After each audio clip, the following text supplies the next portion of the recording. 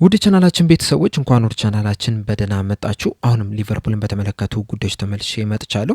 በዚህ ሰዓት የምንመለከታቸው ኮነር ብራድሊ ከአርሰናል ጋር በተደረገው ጨዋታ ባጋጠመው ጉዳት መሰረት በዚህ ሲዝን ወደ ሜዳ አይመለስም ተብሏል። ከዛ በተጨማሪም በነገው ዕለት በኤፍኤ ካፕ የሶስተኛ ዙር ጨዋታ ምሽት 4:45 ላይ ሊቨርፑል በአንፊልድ ከባርንስሌ ጋር የሚያደርገው ጨዋታ አለ። ከዛ ጨዋታ በፊትም አሰልጣኝ አርነ ስሎት ከጋዜጠኞች ጋር ቆይታ አድርገው ነበር። ይህንንም የምንመለከት ይሆናል። እስከ መጨረሻው ደቂቃ ድረስ አብራችሁን ቆይታችሁ እንድትከታተሉት በአክብሮት ተጋብዛለሁ። በእነዚህ በምናነሳቸው ነጥቦች ላይም ያላችሁን ሀሳብ እንዳለ ኮሜንት ሴክሽን ላይ በመጻፍ እንድታሳውቁኝ፣ ሰብስክራይብ፣ ላይክ፣ ሼር እያደረጋችሁም የቻናሉ ቤተሰብ እንድትሆኑም በአክብሮት እጠይቃለሁ። አሁን በቀጥታ ወደ ያስኩላችሁ ጉዳዮች የምናመራ ይሆናል። አብራችሁን ቆዩ። በመጀመሪያ የምንመለከተው በነገው ዕለት ሊቨርፑል ምሽት 4:45 በእንግሊዝ የኤፍኤ ካፕ የሶስተኛ ዙር ጨዋታ ከባርንስሌ ጋር በአንፊልድ የሚያደርገው ጨዋታ አለ። ከዛ ጨዋታ በፊትም እንግዲህ አሰልጣኝ አርነ ስሎት ከጋዜጠኞች ጋር ቆይታ አድርገው ነበር። በዚህ ቆይታቸውም የተለያዩ ጥያቄዎችን ተጠይቀው ለነዛም ምላሽ ሰጥተዋል። ምን ተጠየቁ፣ ምንስ መለሱ የሚለውን ነገር የምንመለከት ይሆናል። በእርግጥ ይህ ጋዜጣዊ መግለጫ እንግዲህ የተካሄደው ከአርሰናል ጨዋታ በኋላ ነው የነበረው። የአርሰናል ጨዋታ በኋላ እንግዲህ ማች ሪያክሽን ነበራቸው። ከዛው ጋር ግን አያይዞ ነው ይህንንም ጋዜጣዊ መግለጫ የሰጡት። በአንዳንድ መልሳቸው ላይ በተለይ ደግሞ በተጫዋቾች ጉዳት ዙሪያ በሰጡት መልስ ላይ እንግዲህ ትንሽ የመጠራጠር ነገር ታይቶባቸዋልና ያንንም ነገር እንግዲህ ከግምት ውስጥ እንድታስገቡትም ከወዲሁ ማሳሰብ እፈልጋለሁ። በመጀመሪያም እንግዲህ የተጠየቁት አሰልጣኝ አርነ ስሎት የዘንድሮ ኤፍኤ ካፕ ካለፈው ሲዝን በምንድን ነው የሚለየው የሚል ጥያቄ ተጠይቀው ነበር። በተለይ ደግሞ ባለፈው ሲዝን እንግዲህ በኤፍኤ ካፕ በጊዜ ነበር የተሰናበቱት። እንደዛ ቢሆንም በካራባኦ ካፕ ለፍጻሜ ደርሰው ነበረ። በፕሪሚየር ሊጉም አንደኛ ደረጃ ላይ ነበር የተቀመጡት። በሻምፒዮንስ ሊጉም እየተጫወቱ ነው የነበሩትና በዘንድሮ ግን እነዚህ ሁላ በተቃራኒው ነው እየሆነ የሚገኘው። በፕሪሚየር ሊጉም አናት ላይ አይደለም የሚገኙት። ሻምፒዮንስ ሊግ ውስጥም ገና በቀጥታ ለማለፋቸውም እስካሁን ድረስ አልተረጋገጠም። እንደዚሁም በካራባኦ ካፕም በክሪስታል ፓላስ ተሸንፋችሁ ከውድድር ወጥታችኋልና የዘንድሮ የኤፍኤ ካፕ ጨዋታዎች ምን ያህል አስፈላጊ የሚባል ውድድር ነው ተብለው ተጠይቀው ነበረ። እሳቸውም በምላሻቸው ባለፈው ሲዝን አንዳንድ ተጫዋቾችን በኤፍኤ ካፕ ጨዋታ ላይ ላሳርፋቸው ችያለሁ። ምክንያቱም ደግሞ አንድ አይነት ተጫዋቾችን በሁሉም ውድድሮች በሁሉም ጨዋታዎች ላይ ማሳተፍ አችልም፣ ማሳረፍ ይገባል። በዛ የኤፍኤ ካፕ ጨዋታ ላይም የተለያዩ ተጫዋቾችን ላሳርፍ እችላለሁ። በዚህ ሰዓት ግን በግልጽ እንደምናውቀው በካራባኦ ካፕ ላይ የተሳተፍን አይደለም የምንገኘው። ነገር ግን ደግሞ ኤፍኤ ካፕ ሁልጊዜም ቢሆን ለእኛ በጣም አስፈላጊ የሚባል ጨዋታ ነው። ነገር ግን ደግሞ አንዳንድ ጊዜ በሲዝን ውስጥ አንዳንድ የምትወስንባቸው ጨዋታዎች አሉ። በተለይ ደግሞ በሁሉም ውድድሮች እየተሳተፍክ ከሆነ ተጫዋቾችን ማሳረፍ መቻል አለብህ። በተለይ ደግሞ እንደኛ አይነት ስኳድ ላለው ቡድን ባለፈው ሲዝንም የነበረንን ስኳድ አይታችኋል። በዚህ ሲዝንም ያለንን ስኳድ አይታችኋልና በእንደዚህ አይነት ጨዋታዎች ላይ እንግዲህ የግድ ተጫዋቾችን ማሳረፍ መቻል አለብህ። ነገር ግን በዚህ ጨዋታ ላይ እርግጠኛ ሆኜ የምነግራችሁ ነገር ቢኖር ምንድን ነው በአርሰናል ጨዋታ ላይ የተጠቀምኳቸውን ተጫዋቾች በዚህ ጨዋታ ላይም ትመለከቷቸዋላችሁ። በእርግጥ ሙሉ ለሙሉ በቋሚ አሰላለፍ ውስጥ ላይገቡ ይችላሉ። አንዳንድ ቅያሬዎች ሊኖሩ ይችላሉ። ነገር ግን በቋሚነት ባይጀምሩም እንኳን በተቀያሪ ወንበር ላይ እንደምታዩቸው ግን በእርግጠኝነት ልነግራችሁ እፈልጋለሁ የሚል አስተያየትን ሰጥተዋል። በመቀጠልም ባለፈው ሲዝን በፕሌይማውዝ ያጋጠማችሁ ሽንፈት ለተጫዋቾቹ እንደ ማስጠንቀቂያ እንደዚሁም ደግሞ ምንም ነገር በዚህ ጨዋታ ላይ ሀፕል ሊያደርግ እንደሚችል ምንም ነገር ሊፈጠር እንደሚችል ማሳያ ሊሆናቸው ይችላል ብላችሁ ታስባላችሁ የሚል ጥያቄ ተጠይቀው ነበረ። እሳቸው በምላሻቸው ማስጠንቀቂያ ይሆናችኋል ብዬ አላስብም። ምክንያቱም ደግሞ በእንደዚህ አይነት የካፕ ጨዋታዎች ላይ ምንም ነገር ሊፈጠር እንደሚችል ሁላችንም ተጫዋቾቹን ጨምሮ እናውቃለን። ነገር ግን ደግሞ ከሜዳችን ውጭ የገጠምን ፕሌይማውዝ እንደዚሁም ደግሞ የተጠቀምናቸውን ተጫዋቾች በሜዳችን ከምንገጥመው ከባርንስሌ ጋር ማወዳደር ተገቢ አይመስለኝም። በእርግጥ ባርንስሌዎች 2008 ላይ በሜዳችን አሸንፈውን መውጣት ችሏል። እናም በነገው ጨዋታ ላይ ባርንስሌም ሳንቃቸው ነው የምንገባው። ልክ እንደ ፕሌይማውዝ እንዳደረግነው ሁላ በጣም በትኩረት በጣም በጥንቃቄ የምንጫወተው ጨዋታ ነው የሚሆን። በእርግጥ አንዳንድ ሰዎች ይዘነው የገባነውን አሰላለፍ ይመለከቱና ትኩረት አልሰጣቸውም፣ ንቃቸዋቸው ነው የገባችሁ ሊሉ ይችላሉ። ነገር ግን ደግሞ ያንን የተጠቀምነው ለምን እንደሆነ ሁሉም ምክንያት አለው። በክሪስታል ፓላስ ጨዋታ ላይ ይዘናጋቸው የገባናቸውን ተጫዋቾች በምክንያቱ ነው። ምክንያቱም በዛ ጨዋታ ላይ በተደራራቢ ጨዋታዎች ምክንያት ተጫዋቾች እንዲጎዱብን አልፈለግንም ነበር። ለዛም ነው እንግዲህ ተቀያሪ ተጫዋቾችን እንደዚሁም ወጣት የሚባሉ ተጫዋቾችን በዛ ጨዋታ ላይ ልናሰልፍ የቻልነው የሚል ምላሽን ሰጥተዋል። በመቀጠልም በጉዳት ዜናዎች ላይ በሰጡት አስተያየት ሂጉ ኢኬቲኬ በጨዋታው ላይ ይደርሳል ብለን እናስባለን። በእርግጥ 100% እርግጠኛ አይደለሁም።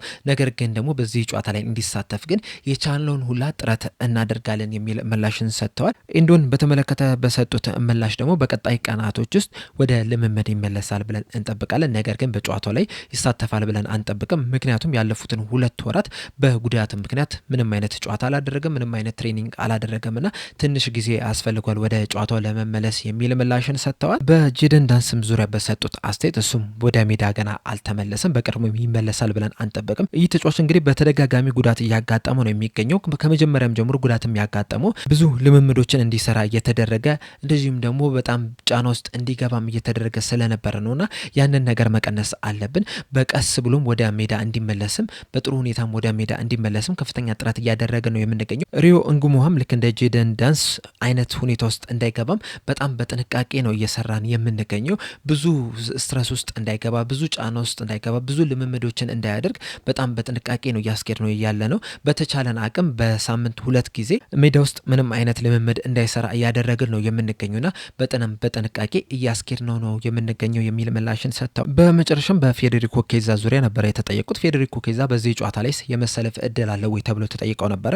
እሳቸው በምላሻቸው ከ2 ቀን በፊት ፌዴሪኮ ኬዛን አናግሬው ነበርና እንደሰጠኝ ምላሽ ከሆነ ከዚህ ቀደም ሲሰጠኝ ከነበረው እድል ይልቅ በቅርብ ጊዜያቶች የተሻለ የመጮቻ እድል እየተሰጠኝ ነው የሚል ምላሽን ሰጥቶኝ ነበርና በዚህ ጨዋታ ላይ ምናልባትም በቋሚነት ሊጀምሩ ከሚችሉ ተጫዋቾች መካከል አንደኛው ፌዴሪኮ ኬዛ ነው። በእርግጥ በዚህ ጨዋታ ላይ ሂጎ ኤኪቲኬም በቋሚነት ሊጀምር የሚችልበት እድል አለ።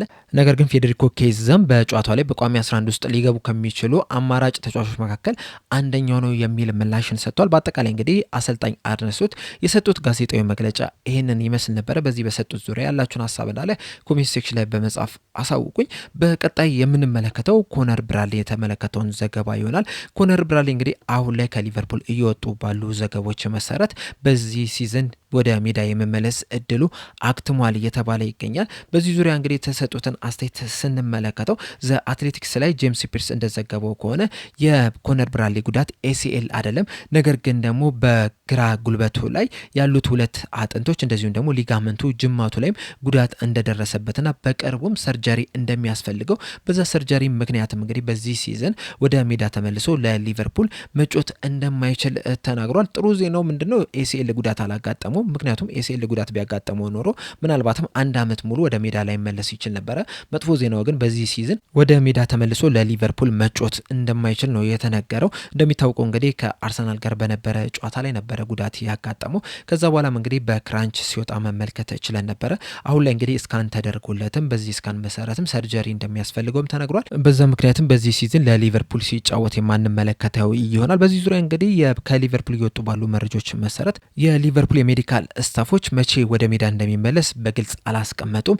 ነገር ግን በቅርቡ ሰርጀሪ ይደረግለታል። ከዛ በኋላ እንግዲህ የማገገም ሂደቱን የሚጀምር ይሆናል የሚል አስተያየትን ሰጥቷል። እንደዚሁም ፖል ጆይስ ይዞት በወጣው ዘገባ መሰረት ከሆነ ደግሞ ምናልባትም የዓለም ዋንጫም ሊያልፈው ይችላል የሚል መረጃን ይዞ ወጥቷል። ኖርዘርን አይርላንድ ወደ ዓለም ዋንጫ የምታልፍ ከሆነ ኮነር ብራድሊ ሊሳተፍም ላይሳተፍም የሚችልበት እድል አለ እያለን ይገኛል። አያይዞ እንደተናገረው ከሆነ በዚህ ሰዓት እንግዲህ እንደዚህ ነው ለማለት ትንሽ አስቸጋሪ ሊሆን ይችላል።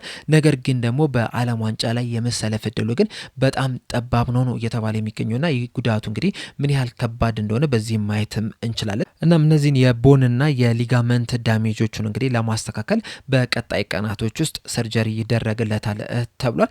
ይህ ዜና እንግዲህ ለተጫዋቹም ለሊቨርፑልም ጥሩ የሚባል አይደለም። ምክንያቱም እንግዲህ ተጫዋቹ ያለፉትን ጥቂት ዓመታት ከተመለከታችሁ ተከታታይ ጨዋታዎችን እየጀመረ በሄደው ቁጥር ራሱን በደንብ እያሻሻለ ጠንካራ ተጫዋች መሆኑን እያስመለከተ ምርጥ ተጫዋች መሆኑን እያስመሰከረ ሲሄድ መመልከት ችለን ነበረ። ነገር ግን ደግሞ ብዙ ጨዋታዎችን በተከታታይ መጮትም ያልቻለ ተጫዋች ነው። ባለፈው ሲዝንም ካቻምናም በነበረው ሲዝንም በዚህ ሲዝንም እንደተመለከት ነው እንግዲህ 2 ጨዋታዎችን በጣም ምርጥ የሚባል ብቃቱን ያሳያል። በሶስተኛው ጨዋታ ላይ ግን ተጎዳ ሲባል ነበረ ስንሰማ የነበረው። በእርግጥ ጉዳቶቹ ያን ያህል ልክ እንዳሁኑ በጣም ረጅም ጊዜ ከሜዳ የሚያርቁት ጉዳቶች ላይሆኑ ይችላሉ። ነገር ግን በተደጋጋሚ ጉዳቶች ሲያጋጥሙት የነበረ ተጫዋች ነው። ሪትሙንም ራሱ ማስቀጠል ያልቻለ ተጫዋች ነው። በዚህ ሰዓትም ደግሞ ለቀጣይ 4-5 ወራትም በዚህ ጉዳት ምክንያት ወደ ሜዳ የማይመለስ ይሆናልና በጣም የሚያሳዝነው ደግሞ በአርሰናል ጨዋታ ላይ ራሱ በጣም ጥሩ የሚባል እንቅስቃሴን ማድረግ የሚቻለ ተጫዋች ነው የነበረው። በጣም በጥሩ ሁኔታም ሲከላከል ነው የነበረው። ምርጥ የሚባል ብቃቱንም አስመልክቶ ነበርና በቀጣይ ቀናቶችም ይህንን ምርጥ ብቃቱን ይደግማል ሲባል እንደዚሁም ደግሞ ከጀረሚ ፍሪምፖንግ ጋርም ጥሩ የሚባል ጥምረትን እያስመለከቱ ይገኛሉ። ምናልባትም ሊቨርፑሎች በዚህ ሲዝን ጥሩ ነገር እንዲያሳኩም የእነዚህ ሁለት ተጫዋቾች አስተዋጽኦ ከፍተኛ ሊሆን ይችላል የሚሉ ነገሮች ሲነገሩ ነበረ። ነገር ግን አሁን ባጋጠመው ጉዳት ምክንያት ማለት ነው እንግዲህ ይህንን ጥምረት የማንመለከት ይሆናል። ሊቨርፑሎችም እንግዲህ ይህንን ተጫዋች ለመተካት የግድ ወደ ገበያ መውጣት ሊኖርባቸው ይችላል። በእርግጥ ከዚህ በፊትም እንግዲህ ሊቨርፑሎች በተከላካይ መስመር ላይ ቢያንስ አንድ ተጫዋችን ማምጣት አለባቸው። በተለይ ደግሞ የመሀል ተከላካይ ስፍራ ተጫዋች ማምጣት አለባቸው በዚህ የጃንዋሪ ዝውውር መስኮት ስንል ነበረ። አሁን ደግሞ የኮነር ብራድሊ መጎዳት ደግሞ ሌላ ተጨማሪ ተጫዋችም እንዲያመጡ ሊገደዱ የሚችሉበት እድል አለ። ምክንያቱም በዚህ ሰዓት የሊቨርፑል ተከላካይ መስመሩም የአጥቂ መስመሩም በጣም ሳስቶ ነው እየተመለከት ነው የምንገኘው። ጀረሚ ፍሪምፖንግ ደግሞ በዚህ ሰዓት በቀኝ ክንፍ በኩል ጥሩ የሚባል እንቅስቃሴን እያደረገ ነው የሚገኘው። አሁን ላይ እንግዲህ ጀረሚ ፍሪምፖንግ እና ጆ ጎሜዝ ናቸው ብቸኛ አማራጮች በዛ በቀኝ ክንፍ ተከላካይ መስመር ላይ። ነገር ግን ደግሞ ፍሪምፖንግን በቀኝ ክንፍ አጥቂ ላይ ነው እየተጫወተ የሚገኘው። እንደዚሁም ደግሞ ጆ ጎሜዝም ለና ኢብራሂማ ኮናቴና ለቨርጅል ቫንዳይክ ከቨር የሚያደርግ ተጫዋች ነውና በዚህ ሰዓት እንግዲህ ተፈጥሯዊ የሚባል የቀኝ ክንፍ ተከላካይ መስመር የላቸውምና የግድ ያንን ቦታ ማጠናከር መቻል አለባቸው። እናም በዚህ ምክንያትም እንግዲህ የኮነር ብራድሊ መጎዳትና በዚህ ሲዝን ወደ ሜዳ አለመመለስም ለሊቨርፑልም ጥሩ የሚባል ዜና አይደለም። ከዚህ በኋላ ሊቨርፑሎች ምን ያደርጋሉ የሚለው ነገር እንግዲህ ለማየት የሚያጓጓ ነው። በዚህ ዛሬ እንግዲህ ጃንዋሪ 11 ነው። ከዚህ በኋላ እንግዲህ ወደ 19 ቀናቶች ናቸው የሚቀሩትና በእነዚህ ቀናቶችስ ሊቨርፑሎች ምን አይነት መፍትሄ ያገኛሉ የሚለውን ነገር አብረን የምንመለከት ይሆናል። ለእናንተ ግን ጥሩ መፍትሄ የምትሉትን እዚሁ ኮሜንት ሴክሽን ላይ በመጻፍ አሳውቁኝ። በቀጣይ ቀናቶችም እንግዲህ አንድ ፕሮግራም በዚህ ላይ ያተኮረ እኔም ይዤላችሁ የምመጣ ይሆናል። እናንተም ግን ከዛ በፊት ሊቨርፑሎች ምን ማድረግ አለባቸው የሚለውን ሀሳባችሁ እንዳለ ኮሜንት ሴክሽን ላይ በመጻፍ አሳውቁኝ። ለአሁን እኔ እንግዲህ እዚህ ላይ አበቃው። በቀጣይ በሌላ እስከምንገናኝ ድረስ ሰብስክራይብ፣ ላይክ፣ ሼር ማድረግ እንዳትረሱ። ቸር ያቆየን።